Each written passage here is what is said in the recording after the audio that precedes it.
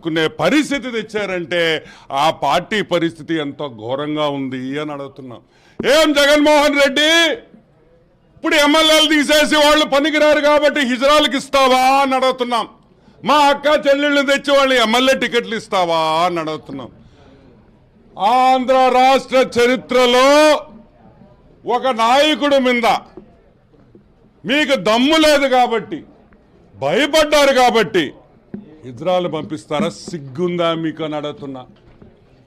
Party పేరు మారుస్తారా? యువజన అదేందా సామ్రిక సాంఘిక ఏందా యువజన శ్రామిక ఇజ్రాయల్ పార్టీ అని చెప్పి మీరేమన్నా పేరు పెట్టుకుంటారా అని అడుగుతున్నాం.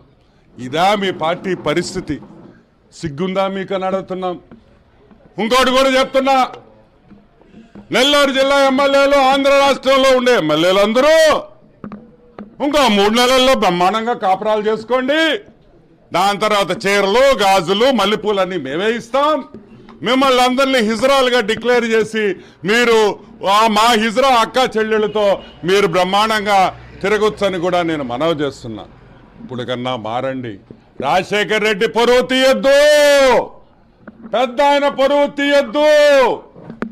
ఇజ్రాయల్ నింద్ర తీసుకొని వచ్చేది ఎదవల్లారా? ఇంత పెద్ద పార్టీ పెట్టుకొని బాగా మెక్కి ఒళ్ళంతా బలిసి ఒక్కొక్క నా కొడుక్కి వచ్చి మీ పార్టీ కోసం పోరాడి దమ్ములు ఎదురే మీకా? డబ్బులు ఇచ్చి ఇజ్రాయల్ పంపిస్తారా యాదవల్లారా? ఏం బ్రతుకులరా మీ? డబ్బు సంపాదిస్తే కాదురా రే. తెలుగుదేశం కార్యకర్తల్ని చూసి ధైర్యము ఏందో తెలుసుకోండి అని కూడా మీకు అందరికీ చెప్తున్నా. ఈరోజు జగన్మోహన్ రెడ్డి కూడా ఒకటే చెప్తున్నాం, ఇంత దిగజారుడు పనికిరాదు హాఫ్ టికెట్. నేనేదో హాఫ్ టికెట్ అనుకున్నాను అనుకో, మీ పార్టీ వాళ్ళు కూడా అందరూ అదే రూట్లో పోతే ఎట్టా? కాబట్టి ఒకటే చెప్తున్నాం, పోరాడతారా, కొట్టుకుంటారా, నరకతారా, సంపతారా, మొగతనంలో మొగోళ్ళుగా రాండి అని పిలుపునిస్తున్నాం. Thank you.